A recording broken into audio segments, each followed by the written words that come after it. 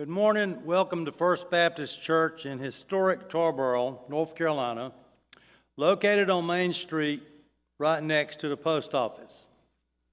I am Ronnie Daughtry, and I will be teaching the fourth lesson of the summer quarterly. The lesson is called The Choice. It was written by King Solomon. He was writing this to his sons. And all the advice that he gave his children and rest of his family, he put it in a book that we call Proverbs, which is poetry, basically. 3,000 various slogans, sayings became verses. And he wrote most of them, but people that worked for him wrote some of them, because when you're the king, everything that happens is a part of what you do, so you get credit for things. I want to dedicate this lesson today to the Lewis family and the death of Tony Lewis, who died this week of acute myeloid leukemia. Same thing that my best friend died of 32 years ago, Archie Mosley. Many of you knew him. He was a deacon in this church, a school teacher, and a principal. Think about him every day. Buddy Lewis is Tony's brother. He is a Gideon friend of mine, and he goes to Pender's Chapel Church, where he helps Johnny Hendricks to pastor there in a lot of different ways. This lesson today is going to be on Channel 13. It'll be on YouTube, and somebody will probably put it on Facebook. They have been doing that most days. Most weeks. Later today, we are broadcasting right now at 8 o'clock in the morning. I am here with Rusty. Rusty Kent is doing the TV stuff. I am here in an empty church, and it's tough doing talking or preaching or teaching or doing anything when you don't have a group to look at and get information from. And I was a teacher for 14 years in the public schools, and you miss that back and forth that you see when you're teaching. I love to ask questions and get answers and so forth, and that becomes a part of my teaching. Now, I especially like this lesson today because I'm going to teach you some new stuff that most of you probably don't know, and tell you some things about the Bible that most people do not probably understand. And I spent some time with this, and I hope that I do it well. But before we do anything, I want to pray. Father, may everything that happens this morning be pleasing to you as we read your word, as we pray, as I teach. Lord, this pandemic has been pretty tough, and we're asking that you end it whenever you can. It would be great if we can get things back to normal.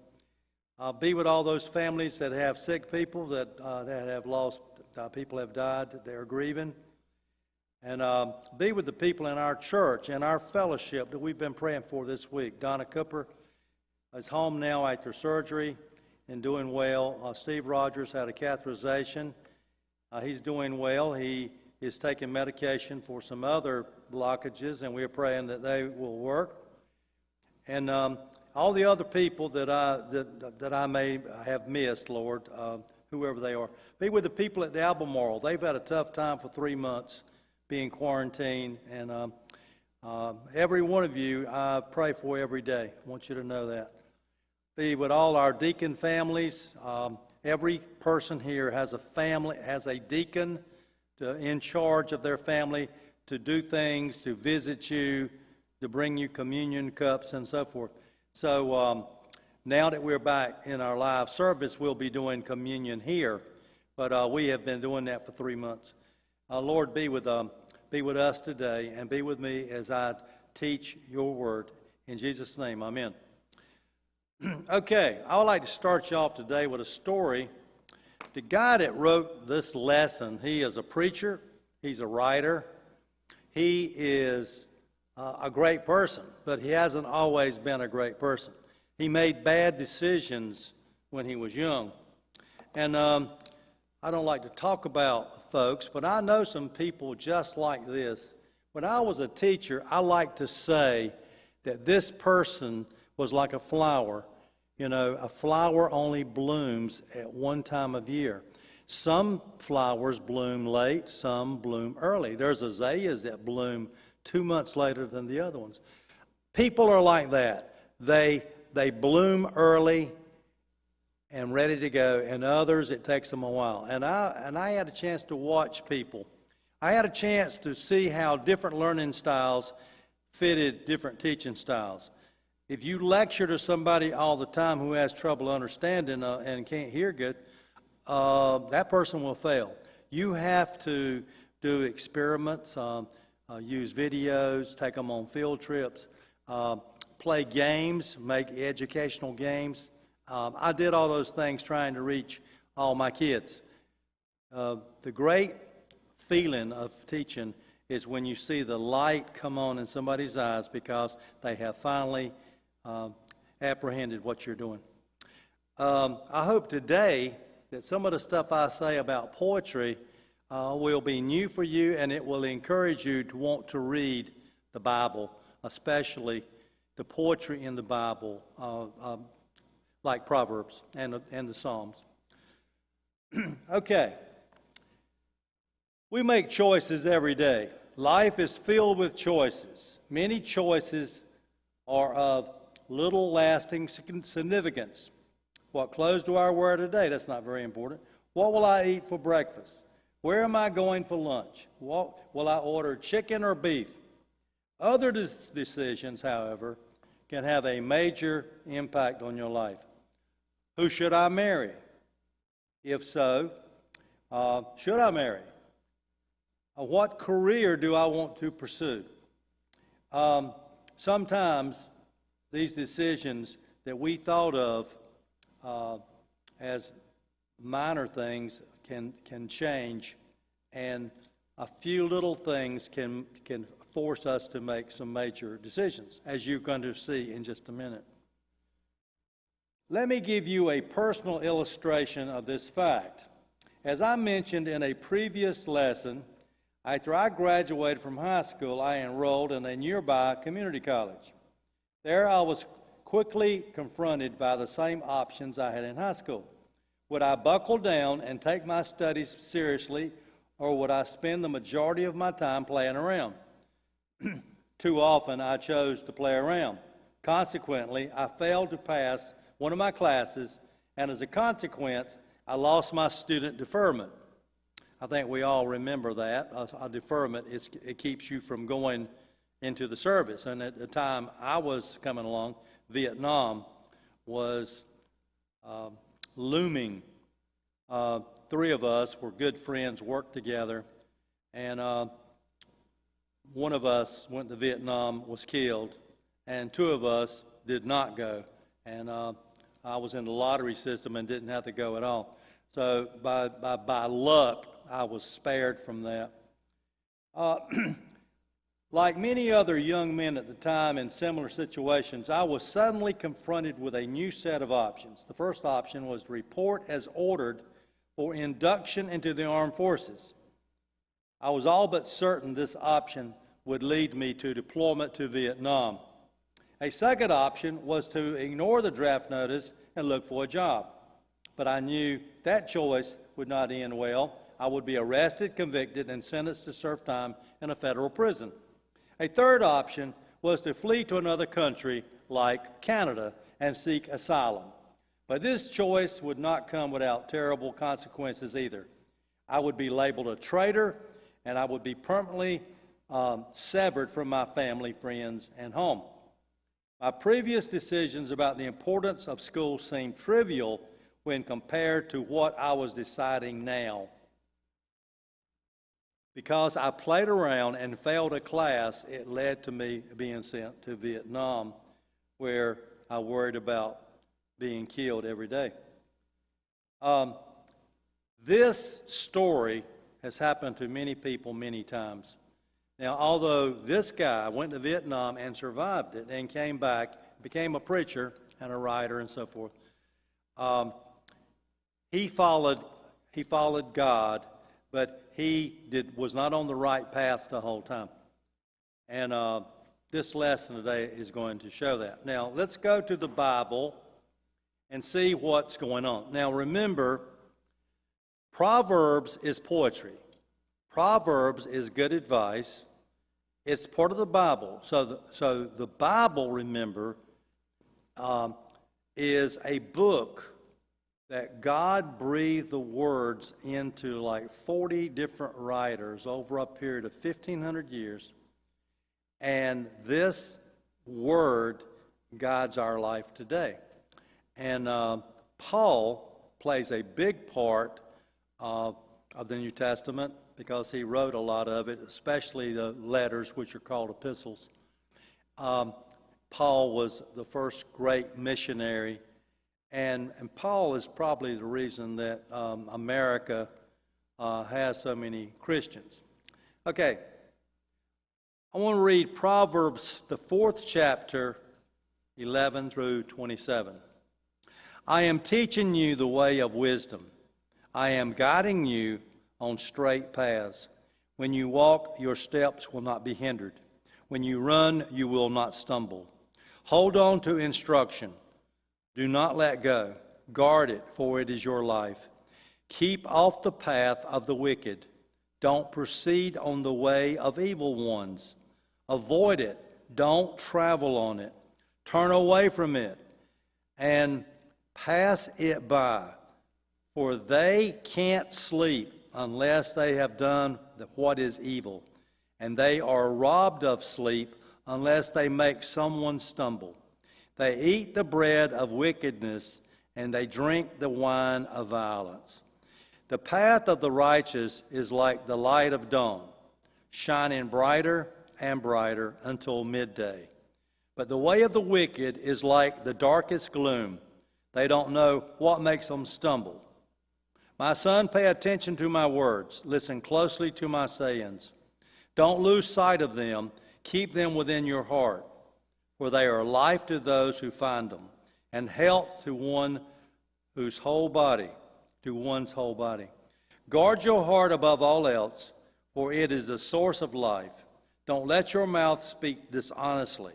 Don't let your lips talk deviously. Let your eyes look forward. Fix your gaze straight ahead. Now, this next 5 minutes, I'm going to be teaching. I'm going to be teaching you something you probably don't know, but it will be the key to understanding today's lesson. It will also be the key for you understanding all poetry in the Bible. So there's a few parameters that we need to set up. Now, some of these are big words, but I'm going to explain them so you'll understand what they are. All right, start off with, there's 3 kinds of poetry. 3 kinds of poetry that you could encounter in the Bible, okay? The first kind is called Hebrew poetry. That's Hebrew poetry is like Proverbs, what Solomon wrote. Okay, it is thought-based. It is.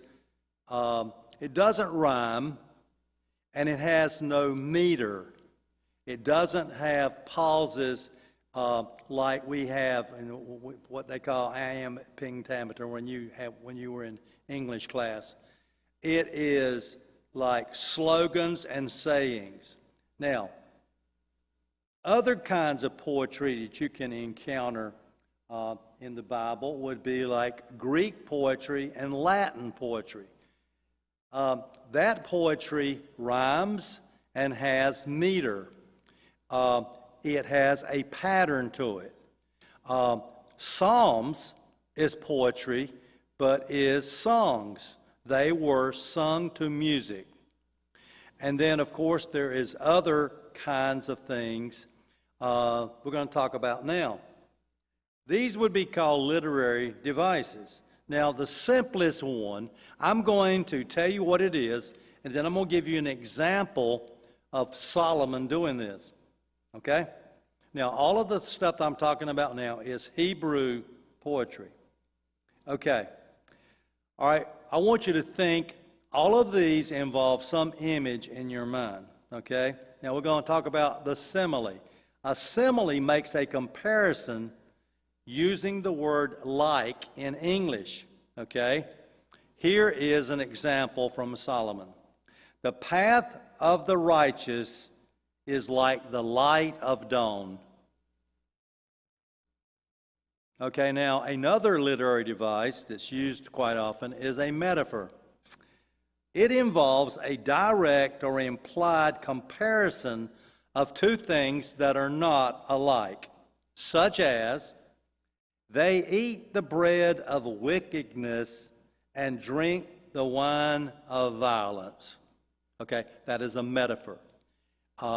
It creates an image in your mind.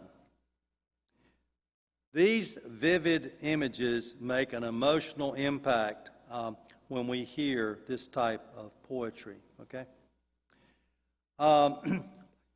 Hebrew poetry has terseness, and it uses as few words as possible, and many times words will be left out. For example, see if you can tell what is left out here. A door turns on its hinges, and a slacker on his bed. Okay, what was left out? Well, in the second line, the slacker turns on his bed. You see, part of that was left out. You have to remember what was done before. Now, another device that you must understand when you're reading poetry, especially in Proverbs, hyperbole. That is an exaggeration, okay? For example, the slacker buries his hand in the bowl. He is too weary to bring it to his mouth. It's kind of like an over-exaggeration, but you kind of get the idea, okay? And then personification is taking an inanimate thing and you give it the characteristic of something living, okay? For example, wisdom calls out in the street. Wisdom calls out in the street. Now, there's many other kinds of things, but I'm going to do one more because this one is used a lot. And this one is the one that was used a lot today. And it's called parallelism. It represents the most important feature of the Hebrew poetry that we're doing. What happens in one or more lines of poetry, there will be a first line, and then it is restated or reinforced in another way. So what happens, the parallel lines will balance each other in thought, okay? Now, the first type is called synonymous, okay? The second line will repeat the thought of the first, okay? For example, my son, pay attention to my words, listen closely to my sayings. Okay, you see, you say one thing and you follow it up with something that makes that a more clearer, okay? All right? And then you can do it with the opposite thought also. For example, the Lord's curse is on the household of the wicked, but he blesses the home of the righteous. Okay, so it's a little different twist. Also, another example. Don't abandon wisdom, or she will watch over you. Don't abandon wisdom, and she will watch over you. Love her, and she will guard you. And then there is a synthetic kind, which the second line will complete the thought of the first. For example, guard your heart above all else, for it is the source of life. I want to talk about the heart for just a minute. The heart is on my mind this week because Steve Rogers had a heart attack. And When they carried him to the hospital, they found out he had a blockage. One of his blood vessels had a blockage, and they put a stent in there, and he was better. He had some partial blockages, which they are giving him medication, and we are praying for him that they will work and he will be clear. But his heart is pumping blood throughout his system, and that heart sends the blood with oxygen, which is necessary for all the cells of his body. And that system goes through his lungs and throughout all the organs of the body to keep him alive. Now, that is one way to look at the heart, the physical way. But the heart that we speak of in Proverbs many times is talking about the central part of your emotions. Now, we all know that our thoughts come from our brain, and our conscience guides us. The Holy Spirit guides us. But we talk about our heart, our emotions. In the Bible, the heart is used to talk about those things. Now, we know they're not actually in the heart, but it will be used many times. And it's really talking about your soul, your inner being.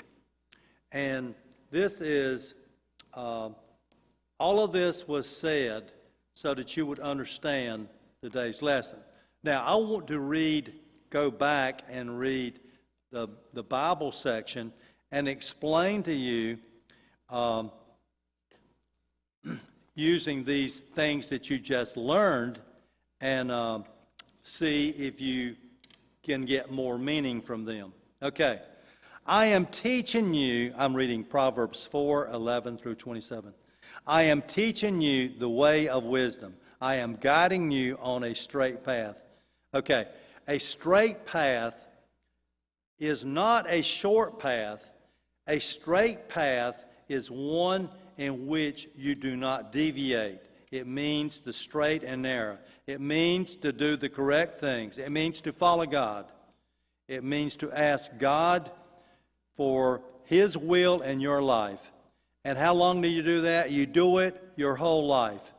Your whole life. When you walk, your steps will not be hindered. When you run, you will not stumble. Okay.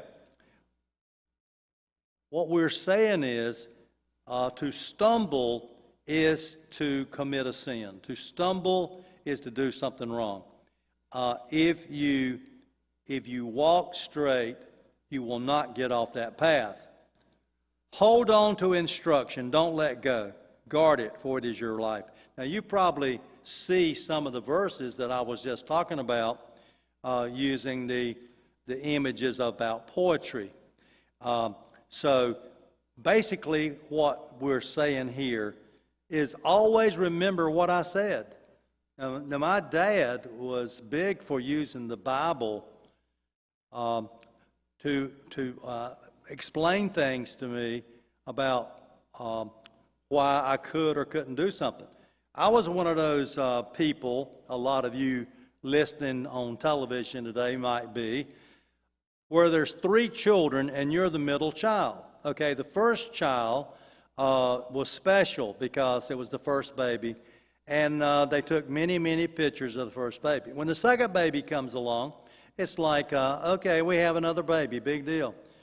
But when the third baby comes, maybe they didn't think they were going to have another baby. In my case, my brother was born. 5 years later, I was born. 10 years later, my brother Tommy was born. Okay, you know what happened then? He was just the greatest thing in the world. You know, I'm the middle child. I was kind of forgot about, you know. I might be exaggerating a little bit, but those of you that are in between children, you probably understand what I'm talking about. My brother got to go do things. He drove a car. He was 16. He's driving a car. I'm home looking after a little baby, okay? It just didn't seem fair sometimes. My dad would try to explain these things, just like I'd have to work in the garden, and my dad would say, son, those weeds are like sins. If you don't go ahead and take care of them, pretty soon you won't have any plants. They'll take over the garden.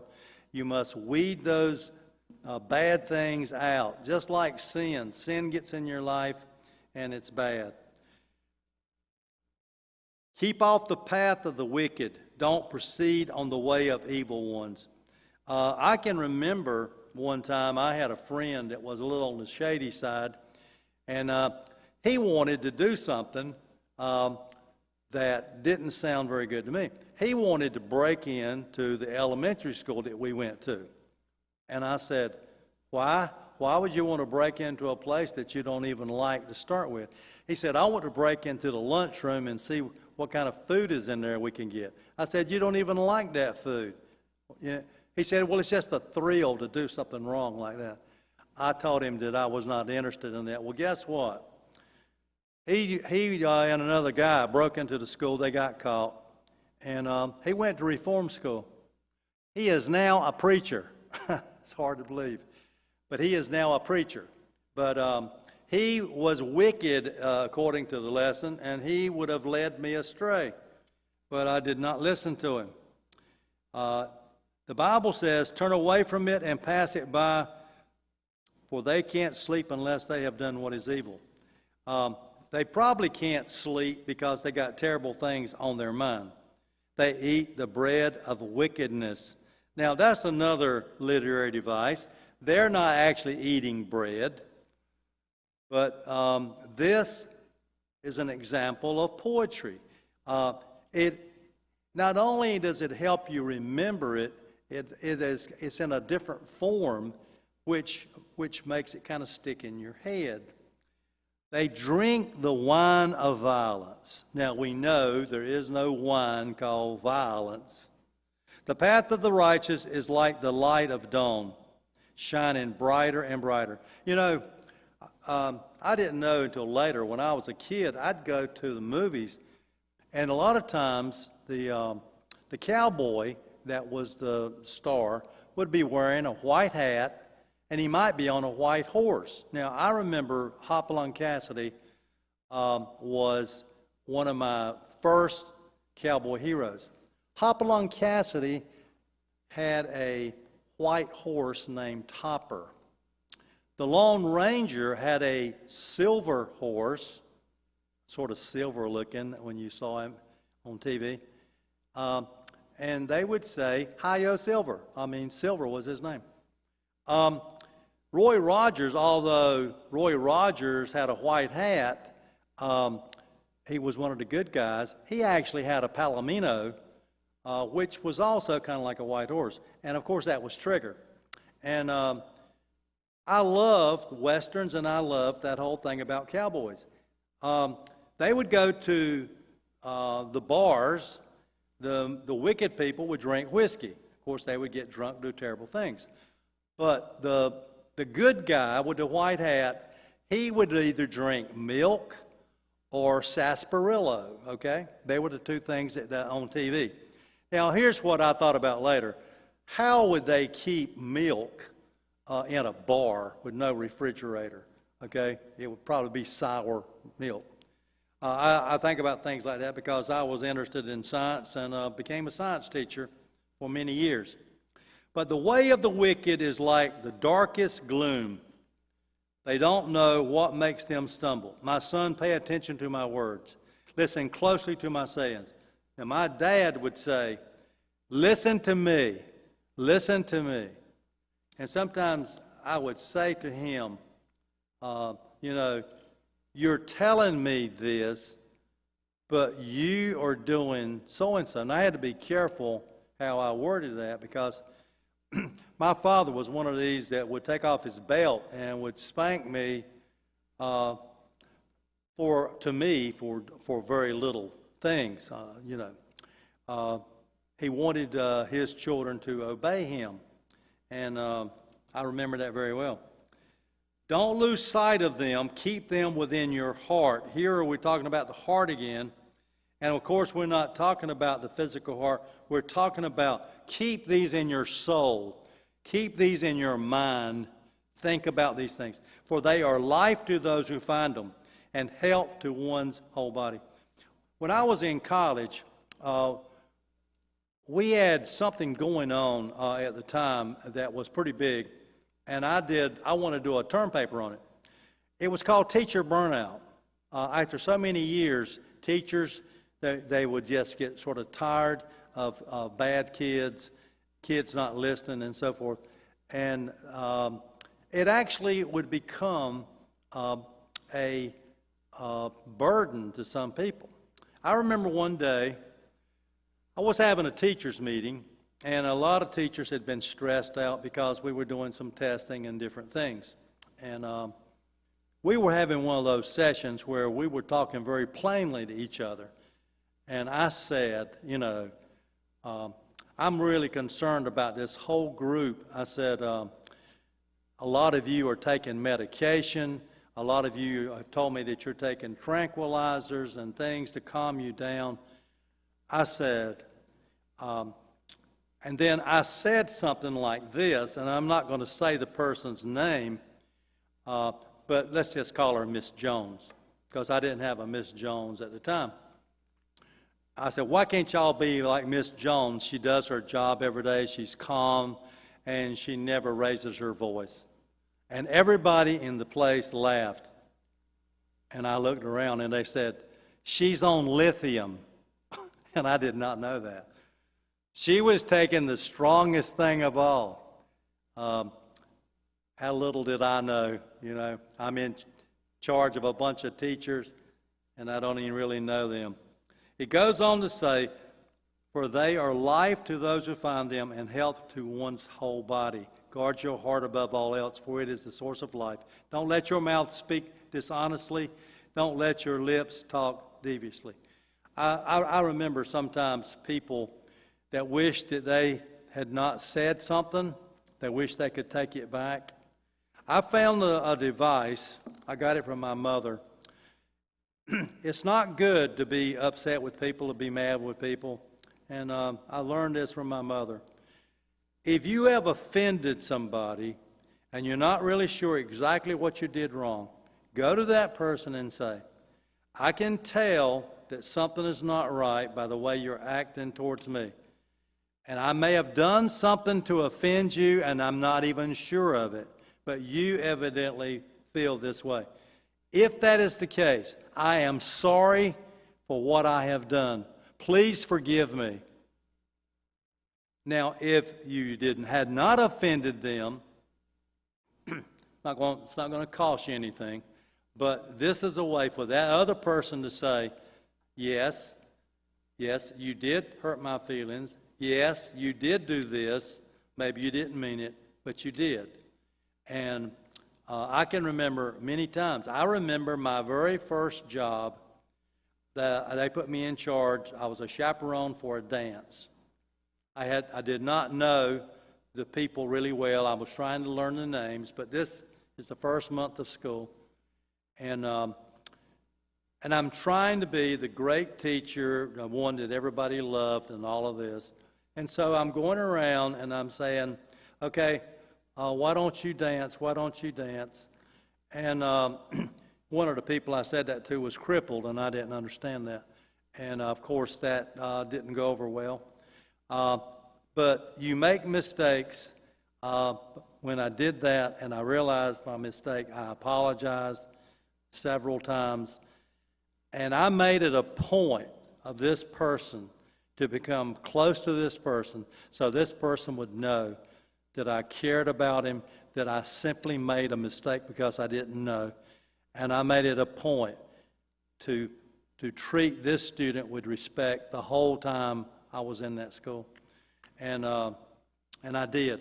I made up for what I was doing. Your mouth can get you in trouble. Let your eyes look forward. Fix your gaze straight ahead. Now, the guy that wrote this lesson, he gave a lot of different ideas what a person could do. A lot of people, where they go wrong in life, they make some bad decisions. Now, the bad decision might be to smoke or to drink or to speed. And some of those results in death. When I check the obituaries, I'm always looking for possible students for several things, to see if somebody I taught driver's ed to has had a wreck or killed, and it has happened.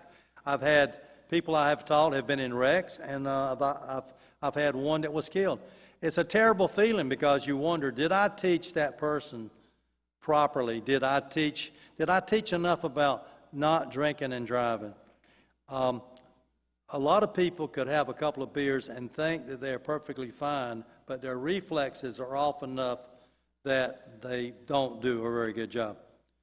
Now, when the Bible says for you to stay on this straight and narrow path, and when it talks about being in the light, you see, this whole metaphor about light is Jesus Christ. Darkness is the devil. The devil does his work in darkness. Criminals work in the dark. Light, shining light on something, removes the sin. Okay, so those are images. They were talking about the sun at midday is the brightest sun.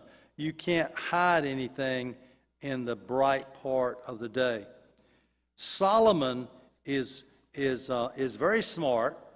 God gave him wisdom. He's had the finest teachers in the world. He is writing stuff that God has told him.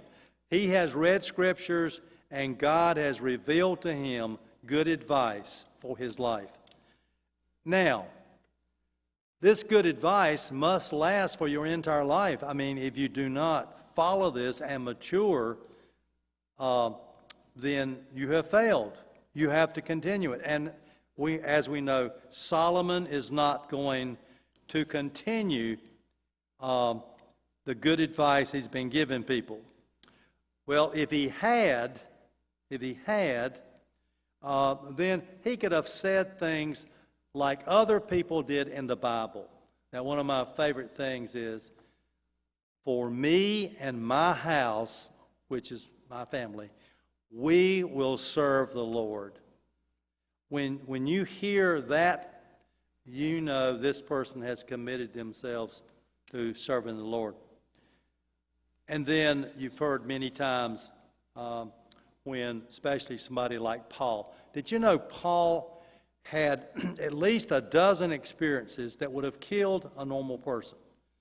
So shipwrecks, poisonous snakes, he was stoned.